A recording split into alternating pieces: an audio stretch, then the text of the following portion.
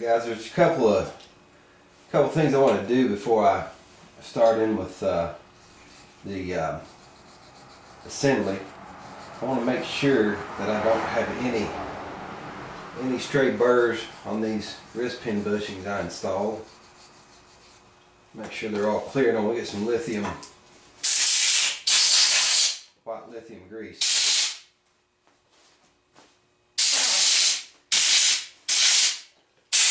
Get some white lithium grease in there for startup. Make sure we have all of our bases covered. I've got the wrist pins. Got the wrist pins in the freezing,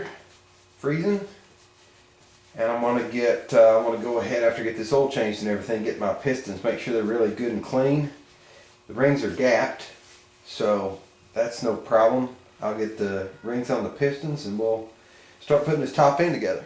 One thing I want to do here is blow through all these oil return holes here, and then of course in the heads too. These came back from the machine shop, and I don't know what may or may not be in these return holes. I'm sure they were dirty from the get-go. I put a clean towel underneath. You can see where it cut the return hole. I think you can see. I'm not sure.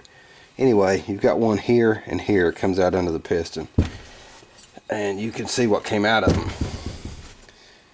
I think you can see that. I'm doing real bad camera work. Anyway, it's filthy.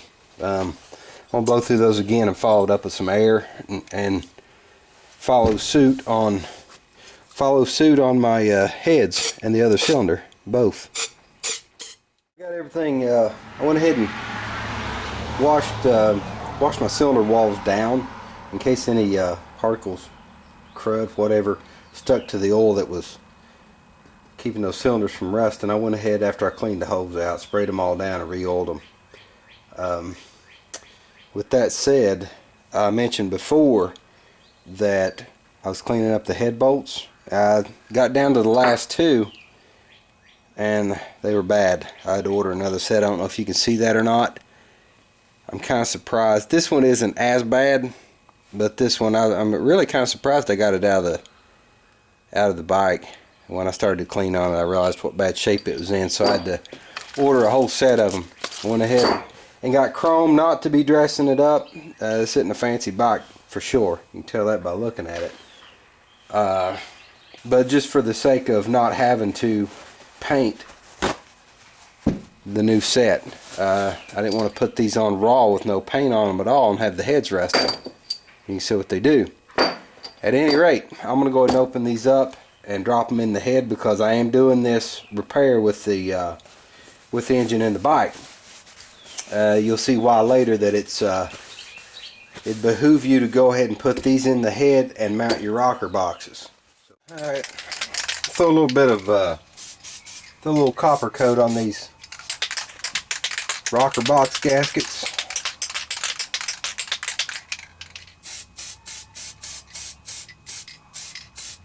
Let it tack up. Do the other side. I'm also going to do the cylinder, the base cylinder gaskets. A little copper coat. Let that tack up, and I'll do the other side. I'm going to start through here. Now, what I was talking about on going in and putting those head bolts in the head like that, with the engine in the bike, it's a little difficult to do that because of the frame if you don't do it now. And on the rear head, this bolt, the washer will want to rub on this on the rear cylinder. So whatever you want to do with that information, that's just my approach. Certainly don't claim to be the authority on iron heads, but that's my experience, so thought I'd share it. I'm going to go ahead and get these on here and get them torqued down. Alright guys, I cleaned this piston really good, and paying attention, the valve relief is right here for the intake. That's going to go toward the carburetor on the inside, and I'm going to be putting it on the bike like this. So I'm going to go ahead and put a spring clip in this side back here.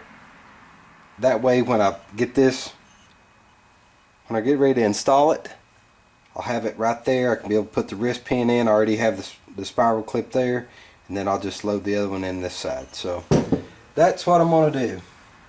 I'll spring one side out and then we'll start working it in. Well, I got this piston warmer that I can hang on to with my bare hand. And I got some really cold piston pins. You can see where I'm at with the process. It really, the wrist pin just glides in there, but it's not enough that you can push it in with your fingers. Like if I'd had the temperatures right, I wouldn't be doing this right now. But I just wasn't quick enough, and that's the way it is. Life in big city, I suppose. Okay, that's telling me it just stopped right there, not forcing anything. Just stopped. Now I'm gonna take my piece of all thread and my nut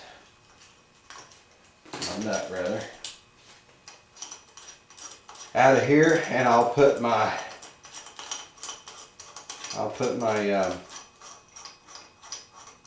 spiral clip in, and then we'll be ready to get the next one put together. What I'm going to do, I got a piece of all thread. I took a washer, drilled it out to where it would come over top of this all thread here, double nutted this end. Okay, that way it's going to pull that wrist pin all the way through to the stop, or the that spring clip. I'm going to cut this off back here to where I can put a nut and just suck this right in. Okay guys, we've got slugs installed. Thought I'd take another stab at showing you how to get one of these in with the so I've got something to help me hold the piston, being that it's on the connecting rod. Bad lighting. Let's see if we can get some light going here.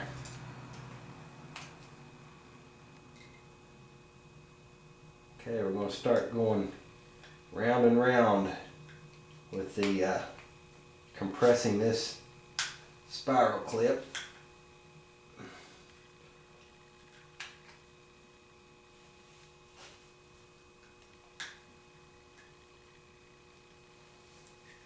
And it sure is a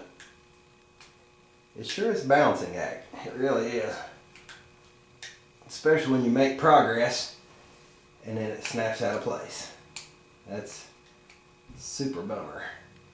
You can see it's going back. Well, you can't see it, of course, but I can see it.